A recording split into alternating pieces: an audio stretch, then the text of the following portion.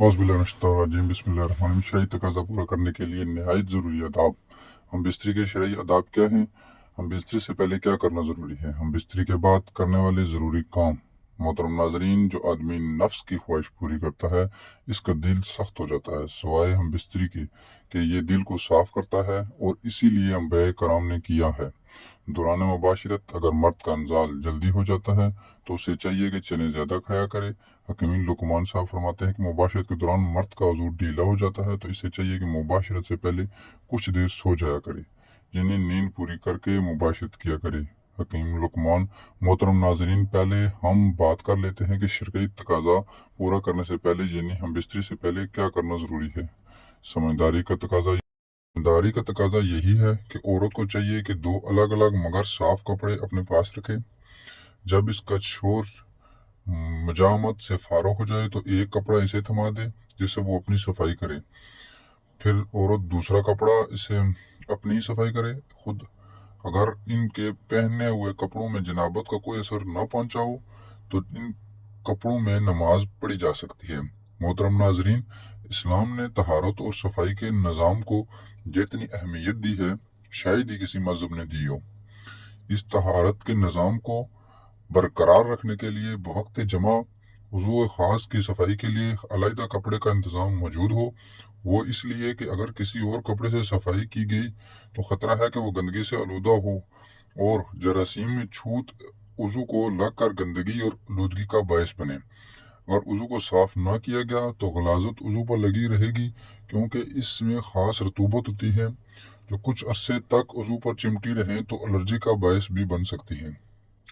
दूसरी मरतबा हम बिस्तरी करने के लिए ज़रूरी है कि वज़ू को बिल्कुल साफ किया जाए।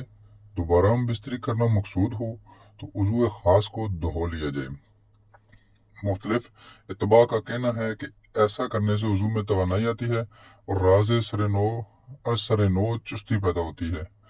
दरअसल हम बिस्तरी से कबल वज़ू मखसूस में सख्ती न होना इस बात की अलामत है कि वज़ू मखसूसा में दौरान खून तो है, लेकिन सिर्फ इसकी तंदुरुस्ती बरकरार रखने के लिए।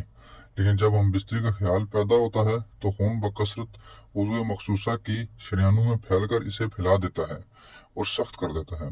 चूँकि दौरान खून की ज्यादती की वजह से वज़ू मखसूसा की हरारत बढ़ जाती है और बढ़ती हुई हरारत मनी को पतला कर देती है। इसलिए एक अहम बिस्तरी के कुछ वक्फे के बाद वज़ू को धो लिया जाए तो हरारत मुअद्दल हो जाती है और सरात अंजाल नहीं होगी। वक्फा बढ़ेगा और लज्जत भी बढ़ेगी, बरकरार रहेगी। अगर हम बिस्तरी के वक्त पेशाब का शदीद तकाजा न हो तो ख्वाह मुहा पेशाब न करें, वरना वज़ू का इंतशार जल्द ख़त्म हो जाएगा। मुबाशरत का फितरी तरीका तो यही है कि औरत नीचे हो और मर्द ऊपर रहे, चनाचे सारे हैवानात इसी फितरी तरीके पर अमल करते ही हैं। कुरान पाक में भी यही तरीका बयान किया गया है।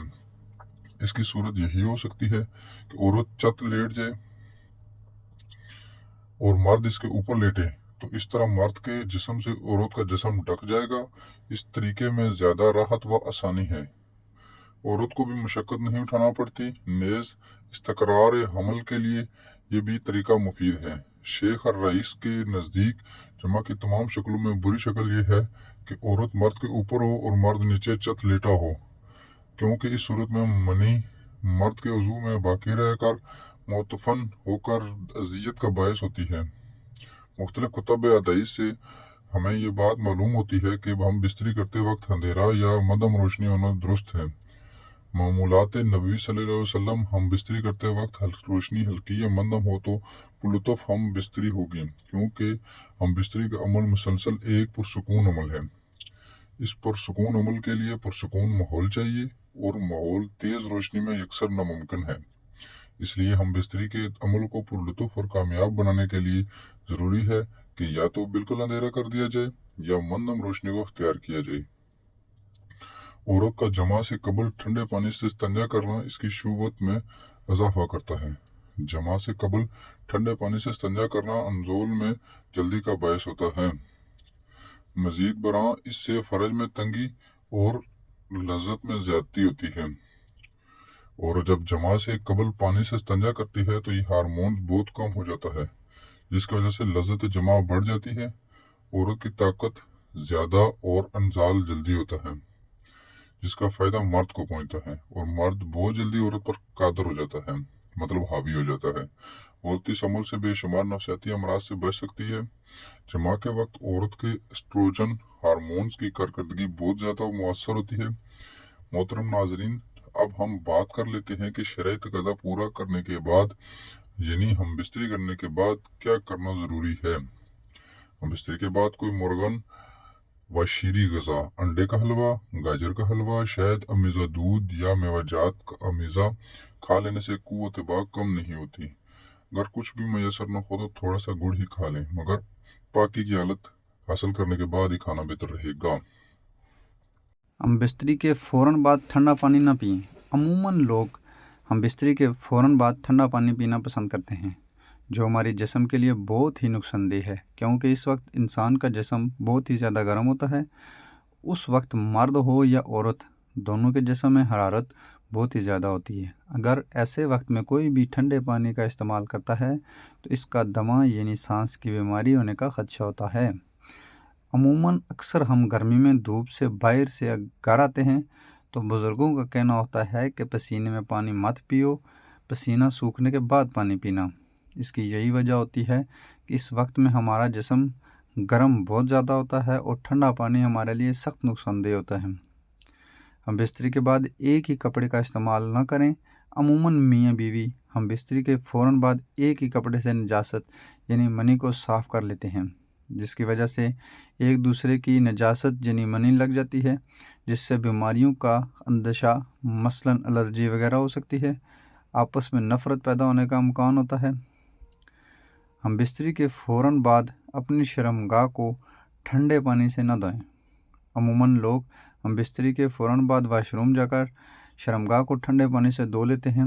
ऐसा नहीं करना चाहिए, क्योंकि इस वक्त हमारा जिस्म बहुत गर्म होता है। इसकी वजह से नसें फटने का अंदेशा होता है। बल्कि बहुत सारे हुक्मा के मुताबिक हम बिस्तरी के फ़ौरन बाद शर्मगाह पर ठंडा पानी डालने से नामर्दी का अंदेशा भी हो सकता है। हाँ, जब आपका जिस्म नॉर्मल हो जाए तो इस वक्त आप शर्मगाह धो लें तो इसमें कोई हर्ज नहीं है। हम बिस्तरी करने के फ़ौरन पेशाब करने मत जाएं। कुछ ख़वातीन का कहना है कि हमारा हमल नहीं ठहरता, तो ऐसी ख़वातीन को चाहिए कि हम बिस्तरी के फ़ौरन बाद पेशाब करने मत जाएं, क्योंकि हम बिस्तरी के वक्त बच्चा पैदा करने वाले जरासीम औरत की शर्मगाह में जाते हैं। जब वो पेशाब करने या इस्तिंजा करने जाती है तो वो जरासीम वापस बाहर आ जाते हैं, जिससे ख़वातीन का हमल नहीं ठहरता। इसलिए ख़वातीन को चाहिए कि वो हमेशा हम बिस्तरी के बाद कम से कम 15 मिनट या 20 मिनट तक लेटी रहें। इसके बाद इस्तिंजा या पेशाब की हाजत हो तो जाएं, ताकि जो मादा या यानी मनी जरासीम अंदर गया है वो बाहर ना आए। हम बिस्तरी के फ़ौरन बाद आप कभी भी ना नहाएं। अमूमन लोग हम बिस्तरी के फ़ौरन बाद नहाने चले जाते हैं, हालांकि उस वक्त जिस्म में हरारत बहुत ज़्यादा होती है। ऐसे में अगर आप जिस्म पर ठंडा पानी डालोगे तो ये भी आपके जिस्म के लिए बहुत नुकसानदेह है।